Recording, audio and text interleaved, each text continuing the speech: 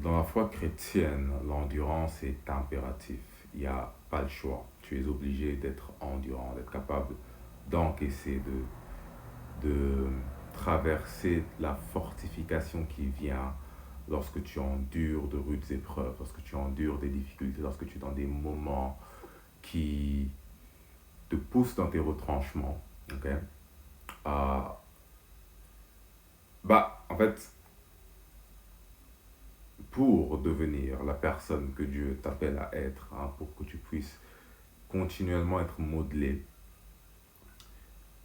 eh ben, tu dois être capable de pouvoir justement laisser se faire l'opération, ok, de transformation, de mise en place de la nouvelle identité. Ok, parce que tu deviens plus que ce que tu étais avant. Tu as une expansion de ton qui, hein, de qui tu es, en quelque sorte, pour accueillir plus d'aptitudes qui sont incluses dans une identité d'un citoyen du royaume des cieux. Okay. C'est-à-dire qu'on dit que le monde ici, c'est le royaume qui est gouverné par le diable. Okay. Donc il y a une manière d'être pour pouvoir opérer dans ce monde. Okay. Il y a des tactiques, des stratégies, des modes opératoires qui, quelque part, peuvent faciliter le chemin pour l'acquisition des biens qui sont les récompenses du succès en accord avec une définition du succès qui représente le royaume du diable. Ok. C'est un très bon manipulateur, ce genre de choses. Ok. L'idée, c'est quoi? C'est que, en tant que chrétien, on est là pour renverser ce royaume, en fait. On est là pour renverser ce royaume. On n'est pas là pour jouer avec. On est là pour le renverser, tu vois. Et pour pouvoir faire ça, comme nous avons été au départ enchantés, hypnotisés et donc conditionnés dans ce contexte-là de ce royaume du diable, eh ben, certaines choses se sont infiltrées à l'intérieur de nous. Et on a opéré, on a participé, on a renforcé, hein, on a usé de certains mécanismes qui représentent sa manière de faire, tu vois. On ne peut plus continuer comme ça. Pour rester en alignement avec Dieu, pour être en relation avec Dieu, c'est ce qu'il y a de plus sain à l'intérieur de toi qui est capable d'être en rapport avec lui. C'est le Fils qui est capable d'être en rapport avec le Père. Et donc si tu n'es plus Fils, ton rapport au Père n'est pas là, en fait. Tu vois, certes, en fait, tu repartis de l'existence et tu opères dans les principes présents, mais disons que tu es aveuglé à l'actuel principe qui est le principe fondamental contenant, hein, ou comme j'aime bien dire, le contexte qui contextualise tous les contextes. C'est ça Dieu. C'est le cadre fondamental dans lequel tout autre cadre se déploie, en quelque sorte. Bref. Et donc, lorsque tu engages ce cheminement-là, lorsque tu fais appel, ou tu réponds à l'appel de Dieu, tu réponds à son appel, en quelque sorte.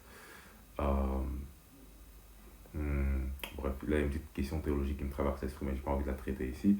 Lorsque tu engages donc cette voie, ok,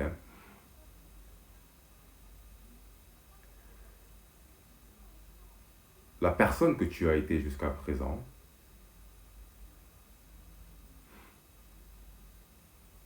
va devoir quitter les lieux. Elle va devoir faire de la place pour que la lumière divine vienne s'installer et qu'elle produise cet effet d'éclaircissement de ta conscience. Ok? De sorte à ce que la réalité devient visible. La réalité de Dieu devient de plus en plus visible. Un peu comme si tu as une sorte de fenêtre, tu vois, et qu'il y a plein de taches, et tu commences à nettoyer comme ça. En fait. Au plus tu nettoies, au plus tu... Oh, je vois au travers maintenant, en fait, tu vois. Il y avait tous ces éléments-là qui étaient en train de tacher ma vision, et je pensais que c'était ça la réalité, mais en fait non. C'était, c'était sur le chemin. C'était, comment dire ça, c'était, j'ai oublié le terme. Ça faisait office d'obstacle, en fait, dans ma perception de la réalité actuelle. Ok. Et donc, L'endurance ici fait référence à, au fait que, c'est ça qui est intéressant, c'est que c'est le royaume appelle aussi à une version forte de toi, tu vois. Dieu n'appelle pas, Dieu ne cherche pas, tu ne vas pas créer des faibles, hein, en quelque sorte. Ça veut dire quoi ça? Dieu qui, dans sa formation de ta personne, ne te rend pas plus fort.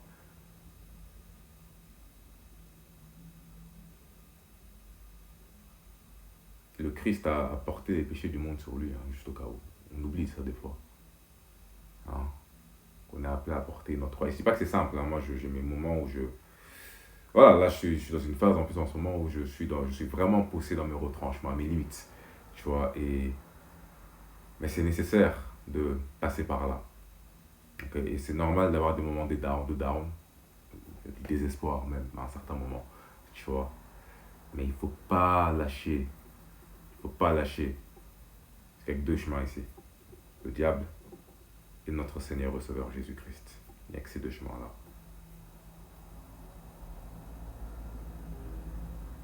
Donc si tu es dans une phase de la sorte aussi, j'aimerais t'encourager et surtout ne néglige pas les endroits où tu peux te ressourcer. La prière, l'église, la communauté, c'est super important. Ça. Je mets l'accent dessus là tout de suite. Pourquoi? Parce que c'est quelque chose que j'ai sous-estimé énormément. Et hier, je suis parti à l'église et ça m'a fait énormément de bien. J'ai eu de belles discussions et j'en ai profité pour m'inviter une petite étude biblique comme ça, un mini-groupe comme ça, un peu isolé que à peine tu les remarques. Et c'était merveilleux. La dame qui est en train d'enseigner là-bas, je ressentais un amour pour Dieu tellement fort. Et c'était contagieux, tu vois. Et j'étais là, mais waouh, oh là là, mais c'était merveilleux. L'étude était merveilleuse également. Et par la suite, je suis ressorti avec le gars qui m'avait invité. Il m'a présenté d'autres personnes comme ça de son ancienne église. Et il y avait une jeune fille là-bas avec qui j'ai aussi eu. J'ai senti l'esprit chez elle en quelque sorte, tu vois. Et je me suis dit, en fait, c'est nécessaire cette communion, ces rencontres-là, tu vois. Et, euh, et donc, bref, ça, ce que j'essaie de dire ici, c'est ne tombe pas dans ce même piège dans lequel je suis tombé moi de l'isolation, ok? Et ose aller te montrer, te présenter. Et il y a des gens qui sont capables et prêts à t'accueillir, tu vois, et qui ont des choses à t'apporter. Parce qu'ils sont dans ça depuis plus longtemps que toi, hein, déjà, pour commencer. Et ils ont de l'esprit. Même si, bon, même si, comment est-ce que je peux dire ça? Bah, là, je parle en tout cas pour mon cas, moi, parce que je deal beaucoup avec ma foi chrétienne à un niveau intellectuel aussi. Et je trouve que je deal avec certaines questions qui, voilà, les gens se disent, pourquoi tu pourquoi même tu te poses ce genre de questions, tu vois. Genre, et c'est le genre de choses qui a l'air hors de portée de la compréhension pour la plupart des personnes, tu vois. Mais voilà, je sais pas si c'est, on verra. Pour moi, je fais une investigation pour l'instant. Peut-être que je parviendrai à la même conclusion aussi, mais pour l'instant, c'est pas le cas. Donc, soit. Mais bref, le point, c'est surtout que dans tous les cas, c'est relationnel. Ok, c'est relationnel. Et la foi que les gens portent, peuvent avoir, tu vois, même s'ils n'ont pas réponse à tes questions, rien que leur foi, ok, leur persistance, leur engagement, leur relation, leur communion avec Dieu peut te tirer, hein, te rapprocher du divin, justement, et, et installer quelque chose, une étincelle, tu vois, qui peut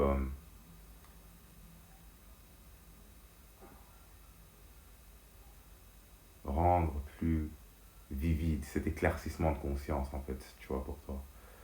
Donc voilà, c'est ça le message que j'ai envie de partager aujourd'hui. Et l'endurance est impérative.